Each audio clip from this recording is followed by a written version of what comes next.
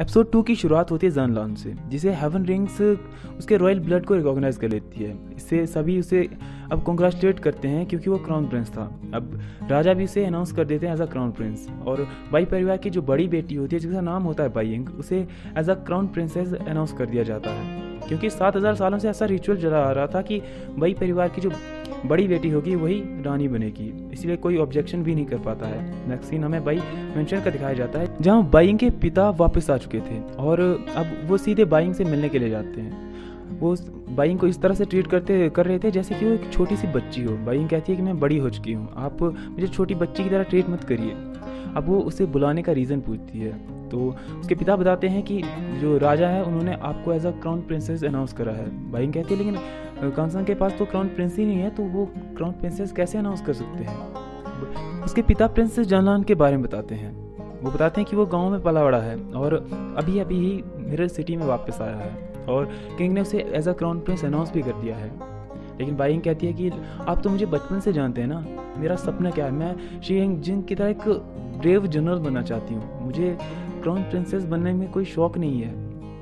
उसके पिता कहते हैं लेकिन 7000 साल से यही रिचुअल चला आ रहा है कि बाई परिवार की बड़ी बेटी ही रानी बनेगी और तुम्हें अब मिरर टावर में जाना होगा ताकि क्राउन प्रिंसेस के जो रिचुअल्स होते हैं, जो रूल्स रेगुलेशन होते हैं, उसे सीख सको। बाई किंग कहती है कि अगर क्या होता कि अगर बाई परिवार में कोई बेटी ही ना होती, तो उसके पिता बताते हैं अगर ऐसी सिचुएशन आ जाती है तो हेवन रिंग्स अब उसके नए वारिस को अनाउंस करेंगी, लेकिन तुम्हें अब इसे एक्सेप्ट करना ही होगा, तुम इसे नकार नहीं सकती।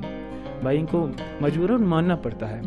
अब उसके पिता वहाँ से चले जाते हैं और ये जो पॉइंट होता है ना, यहाँ पे एक अजीब सा ट्रायंगल लव स्टोरी जुड़ जाती है, क्योंकि बाइंग के मन में कहीं ना कहीं सुमो के लिए एक अलग सी फीलिंग डेवलप हो चुकी थी। वो सुमो को पसंद करने लगी थी और अब उसे सुमो को छोड़कर ज़ानलान से जो है शादी करने के लिए मजबूर होना पड़ रहा था। तो वो तीनों काफ़ी ज़्यादा परेशान थे। उन तीनों की लाइफ में ट्रेजेडी हुई थी। ज़ानलान को अचानक से क्राउन प्रिंस बना दिया जाता है। सुमो को अभी पता चलता है कि वो सी का राजा है और बाइंग को क्राउन प्रिंसेस बना दिया जाता है। तो रात उनकी बस इस तरह से ही कट जाती है। नेक्स्ट डे मॉर्निंग का सीन दिखाया जाता है, जहाँ पर बाइंग जो अपने कपड़ों को चेक करती है, वहाँ उसे सी स्पिरिट पर्ल मिलता है, जिसे देखकर वो समझ जाती है कि ये सुमो ने रखा है। और इसके तुरंत बाद ही उसकी बहन आ जाती है जो उसके साथ थोड़ी सी बातें करती है। बाइंग काफ़ी ज़्यादा उदास थी। उसकी बहन बताती है कि आपकी उदासी का कारण कहीं ये तो नहीं कि आप क्राउन प्रिंसेस बन चुकी हैं। तो बाइंग कहती है कि हाँ। उसकी बहन बताती है कि ये तो आपके लिए अच्छी बात है ना, इससे आपकी ग्लोरी काफ़ी ज़्यादा बढ़ जाएगी, आपका सम्मान पूरे कांगसांग में फैल जाएगा, सभी आपका सम्मान करेंगे। लेकिन बाइंग कहती है कि क्या फ़ायदा उस सम्मान का अगर आप उस इंसान के साथ आपको पूरी लाइफ बितानी पड़े जिसे आप जानते तक ना हो और उससे प्यार तक नहीं करते हो। इस पर उसकी बहन शांत हो जाती है। इतने में वहाँ पर एंट्री होती है हुयान की, जो कि ची क्लैन की प्रिंसेस होती है। वो वहाँ पर आई होती है बाइंग को अपनी शादी का इनविटेशन देने। उसकी बहन जैसे हुयान को देखती है वहाँ से चली जाती है। वो दोनों 3 साल हो चुके थे, एक दूसरे से बात नहीं करी थी, तो एक दूसरे से बात करने लगते हैं। बाइंग को जब पता चलता है कि हुयान किसी और से शादी कर रही है तो वो बोलती है कि ऐसा क्यों।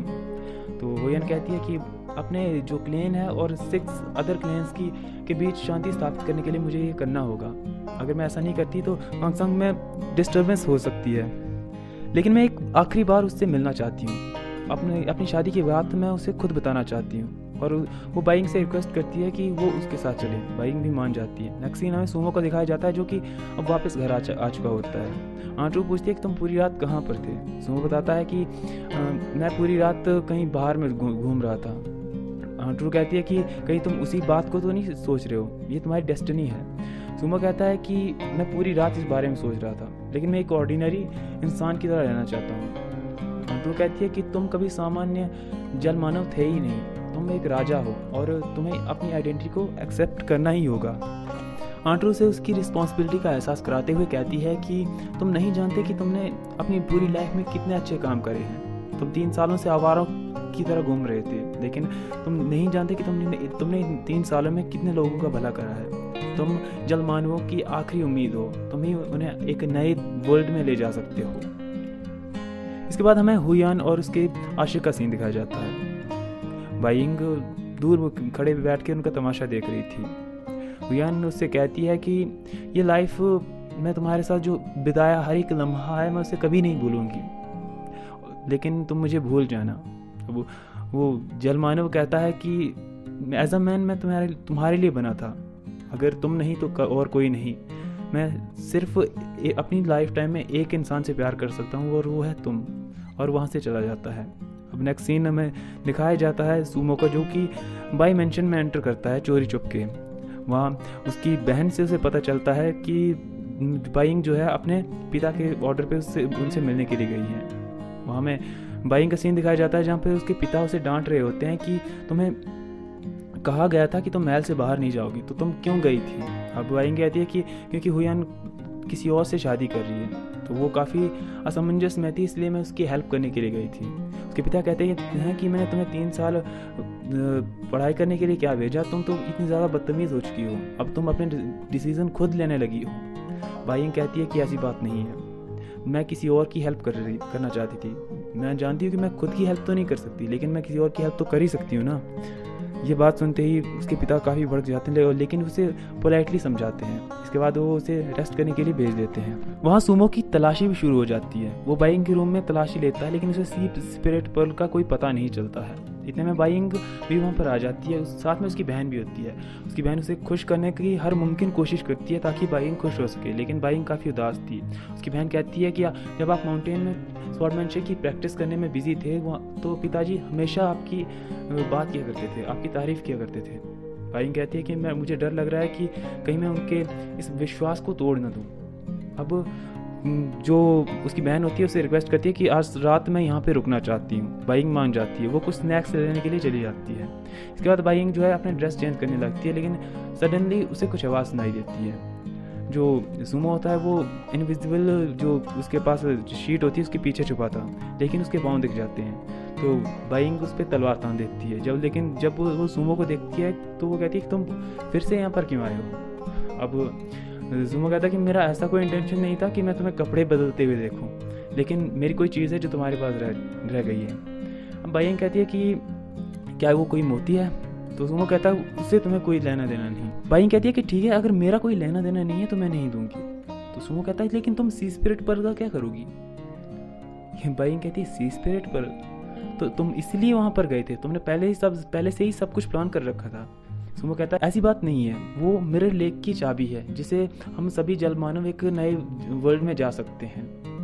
अब बाइंग काफ़ी दयालु टाइप की होती है। सूमो कहता है कि इस महल में सभी तुम्हारी तरह दयालु नहीं है, तो मैं सभी पे विश्वास नहीं कर सकता। ये बात सुनते बाइंग उसे दे देती है क्योंकि वो जानती है कि सूमो एक अच्छा इंसान है। सूमो जाते जाते उससे उसका नाम पूछता है, तो बाइंग बताती मेरा नाम बाइंग है। तो सूमो कुछ नहीं कहता, वो बोलता है सूमो। बाइंग कहती तुमने क्या कहा। सूमो कहता है कि तुम तलवार के साथ और ज़्यादा अच्छी लगती हो। ये बात सुनते ही बाइंग काफ़ी ज़्यादा खुश हो जाती है और सूमो वहाँ से चला जाता है। इसके बाद हमें सूमो को दिखाया जाता है जो कि सी स्पिरिट पर्ल को लेकर सीधे जाता है एंड्रू के पास, लेकिन वहाँ जाकर क्या देखता है कि शुआनशान जो कि वही इंसान होता है जिसने स्टार ओशन कोर्टयार्ड में काफ़ी ज़्यादा जल मानव को बंदी बना के रखा होता है, वो वहाँ पर होता है और उस पर हमला कर देता है। वो उसे धमकाता है कि अगर तुमने मेरी बात नहीं मानी तो मैं वो करूँगा जो तुमने सोचा भी नहीं होगा। वो अब सूमो चला के दिखाने की कोशिश करता है, इतने में वो एक पाउडर सा उसकी आंखों पर फेंक देता है जिससे वो उसकी आंखों की रोशनी एकदम ब्लर हो जाती है। वो उसे धमकाता है कि अगर तुमने वो नहीं किया जो मैं चाहता हूँ तो तुम्हारे सारे के सारे साथियों को एक के बाद एक तुम्हारी आंखों के सामने मार दिया जाएगा और तुम कुछ नहीं कर पाओगे। तुम्हें कुछ दिखाई नहीं दे रहा है ना, तो कोई बात नहीं, इससे तुम्हें जो क्राउन प्रिंसेस है उसकी सिंपैथी मिलेगी। मजबूरन सूमो को उसकी बात माननी पड़ती। अब नेक्स्ट डे का सीन दिखाया जाता है। बाइंग पूरी तरह से तैयार होके चली जाती है अपने पिता के पास। वो कहती है कि मैं आपको अपने साथ ले जाना चाहती हूँ। तो उसके पिता कहते हैं कि इसकी कोई ज़रूरत नहीं है, मैं तुम्हारे साथ नहीं आने वाला। बाइंग कहती अब उससे अपने मदर के बारे में पूछती है। तो उसके पिता बताते हैं कि तुम्हारी मदर बहुत ही ज़्यादा ब्रेव और रिस्पॉन्सिबिलिटी को समझने वाली औरत थी, उसके जैसी माँ कोई और हो ही नहीं सकती। ये बात सुनते ही बाइंग काफ़ी प्राउड फील करती है। वो कहती है कि मैं अपनी रिस्पॉन्सिबिलिटी को बड़ी अच्छे से निभाऊंगी और आपको कभी भी झुकने नहीं दूंगी। ये बात सुनते ही उसके पिता काफ़ी ज़्यादा प्राउड फील करते हैं और वो अब सीधे चल जाते हैं मिरर टावर की ओर। अब हमें क्राउन प्रिंसेस का सीन दिखाया जाता है जो कि मिरर टावर में एंटर करती है। वहाँ जाते ही वो काफ़ी उदास होती है, लेकिन वहाँ पे उसका स्वागत किया जाता है और उसके माथे पर एक स्टैंप लगा दी जाती है और ये वार्निंग एक तरह से दी जाती है कि अगर आपने कोई भी गलत काम किया या किसी अन्य व्यक्ति के साथ कोई भी अनैतिक रिश्ता बनाने की कोशिश करी तो ये मोहर अपने आप डिसअपीयर हो जाएगी और आप इसके लिए दोषी साबित हो जाएंगी। बाइंग मन में ही सोचती है कि मैंने कभी सोचा नहीं था कि मेरी लाइफ को इस तरह से सील किया जाएगा, पर वहीं जानलान भी सोचता है कि ये लाइफ का क्या अजीब सा मोड़ आ चुका है। उसके बाद जो हाई प्रीस्ट होते हैं बाइंग के फादर को कहते हैं कि आप एक आखिरी बार अपनी बेटी से मिल लीजिए। अब वो अपने बेटी के पास जाते हैं, वो दोनों काफ़ी बात करते हैं, इमोशनल हो जाते हैं। बाइंग कहती है कि आप चिंता मत करिए, मैं अच्छे से रहूँगी। बाइंग के पिता उसे कहते हैं कि मैं हमेशा से चाहता था कि तुम्हारी शादी तुम्हारी मर्ज़ी से हो और तुम जिससे भी शादी करो वो तुम्हारा अच्छे से ख्याल रखे, तुमसे प्यार करे, लेकिन ये तुम्हारी डेस्टिनी है, तुम इसे बदल नहीं सकती। खैर आज के बाद हम दोनों एक रूलर और मिनिस्टर की तरह बिहेव करेंगे और वो अपनी बेटी को सैल्यूट करता है। ये बातें बाइंग को काफ़ी अजीब सी लगती है, लेकिन क्या करें, अब डेस्टिनी को कोई बदल नहीं सकता था। इसके बाद बाइंग की एंट्री होती है मिरर टावर में, जहाँ पर उसको उसकी दासियों से इंट्रोड्यूस कराया जाता है, यू और यून, जो कि चीफ दासियाँ होती हैं और बाकी दासियाँ उनके अंडर काम करने वाली थी। अब बाइंग मैन हॉल में चली जाती है, यू और यून उनकी सभी दासियों और दासों को चेक करती हैं। यहाँ पे हमें क्या देखने को मिलता है, सुमो जिसकी आंखों की रोशनी चली जा चुकी है और उसे एज अ सर्वेंट वहाँ पे एंटर करवाया गया था। यहाँ हमें देखने को साफ मिलता है कि सुमो को मिरर टावर में एंटर कराया गया था ताकि वो बाइंग को अपने रास्ते से हटा सकें। मैन हॉल में जाना सभी का रिस्ट्रिक्ट कर दिया गया था और कहा गया था कि मैन हॉल में आउटसाइडर्स अलाउ नहीं है। वहाँ पर यू और यून उनकी 2 दासियाँ ही जा सकती थी। यून बाकी सभी को उनका काम बांट देती है, लेकिन जब सुमो की बारी आती है तो यू कहती है कि तुम साइड में ही ठीक हो, लेकिन यून कहती है कि ये बाई परिवार से है और म्यूज़िक की काफ़ी अच्छी जानकारी रखता है, क्यों ना हमें इसे मैन हॉल में ले जाए। लेकिन यून कहती है कि मैन हॉल में आउटसाइडर्स अलाउ नहीं है, तो हम ऐसा नहीं कर सकते। सुमो कैसे सोचता है कि मैं ऐसा क्या करूं कि मैन हॉल में मेरी एंट्री हो जाए। अब हमें ज़ेनलैंड का सीन दिखाया जाता है, जो कि प्रीस्ट के साथ लाइब्रेरी में जाता है। वहाँ प्रीस्ट उसे जो कांगजंग का इतिहास है उसे पढ़ने का ऑफर करता है, लेकिन ज़ेनलैंड कहता है कि मैं ये मैजिक बुक पढ़ूंगा और प्रीस्ट को रेस्ट करने के लिए कह देता है और उसे वहाँ से जाने के लिए कहता है। साथ में उससे एक रिक्वेस्ट करता है कि मेरे लिए कुछ खाने के लिए भिजवा दो। प्रीस्ट भी मान जाता है और वहाँ से चला जाता है, लेकिन जैसे ही प्रीस्ट बाहर जाता है लाइब्रेरी का दरवाज़ा बंद होता है।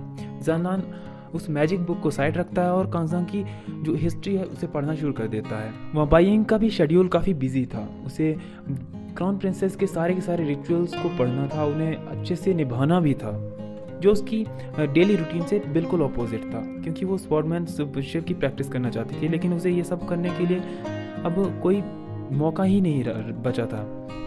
यू और यून उसका एक म्यूजिकल गैजेट होता है जिसका नाम कांगजो होता है, उसे लेकर जा रही होती है मैन हॉल की तरफ। सडनली यू के हाथ से वो गिर जाता है और उसके जो तार होते हैं बिगड़ जाते हैं। यून काफ़ी डर जाती है, लेकिन यू कहती है कि क्यों ना हम उस सर्वेंट की हेल्प लें जो कि बाई मेंशन से आया हुआ है। मैंने सुना है वो काफ़ी अच्छा म्यूज़िक का नॉलेज रखता है। यून कहती है कि कांगजो एक काफ़ी रेयर म्यूज़िकल इंस्ट्रूमेंट है, हर कोई इसे ऑपरेट नहीं कर सकता है, हमें पहले क्राउन प्रिंसेस को बताना चाहिए। इसके बाद वो क्राउन प्रिंसेस के पास जाते हैं और उससे माफ़ी मांगते हैं क्योंकि उसने उसका म्यूज़िकल इंस्ट्रूमेंट तोड़ दिया था, लेकिन बाइंग कहती है कि ऐसी कोई बात नहीं है, मैं बस अपसेट हूँ थोड़ी। बड़ी रिक्वेस्ट करने के बाद बाइंग मान जाती है और कहती है कि ठीक है, उसे ट्राई करने के लिए दे दो। अब वो कांगजो को लेके सुमो के पास जाते हैं। सुमो को कहा जाता है कि तुम्हें ये ठीक करना होगा, चाहे तुम जो करो। अब सुमो भी अपने काम में लग जाता है, वो उस म्यूज़िकल इंस्ट्रूमेंट को ठीक करने में लग जाता है। रात के समय सुमो एक धुन बजा रहा था जो होती है मिरर लेक इन कांगजंग। ये धुन बाइंग पहचान लेती है और उसके जो कमरे के बाहर बैठकर सुन रही होती है। इतने में वहाँ पर यू आ जाती है, वो कहती है कि आप अंदर क्यों नहीं चली जाती, लेकिन बाइंग कुछ नहीं कहती और सीधे अपने हॉल की ओर चली जाती है। जैसे वो अपने हॉल में होती है, यू जो होती है वो एक जासूस की तरह उनकी बातें सुन रही होती है। यून कहती है कि वो एक अच्छा म्यूजिशियन है, वो मुझे आशा है कि वो जल्दी ठीक कर देगा आपका जो म्यूजिकल इंस्ट्रूमेंट है। बाइंग कहती है कि वो जो आज धुन बजा रहा था वो थी मिरर लेक इन कांगजंग। ये काफ़ी रेयर धुन है जो हर कोई इसे जानता नहीं है। तुम ऐसा करना कि अगर उसने जो कंगजू को ठीक कर लिया तो उसे मेन हॉल में एंट्री दे देना। यून प्रिंसेस से कहती है कि आप अभी रेस्ट करिए और सुबह जल्दी तैयार हो जाइएगा क्योंकि आपको हाई प्रीस्ट के पास जाना है ताकि आप क्राउन प्रिंसेस के जो रूल्स एंड रेगुलेशन है उसको लर्न कर सकें।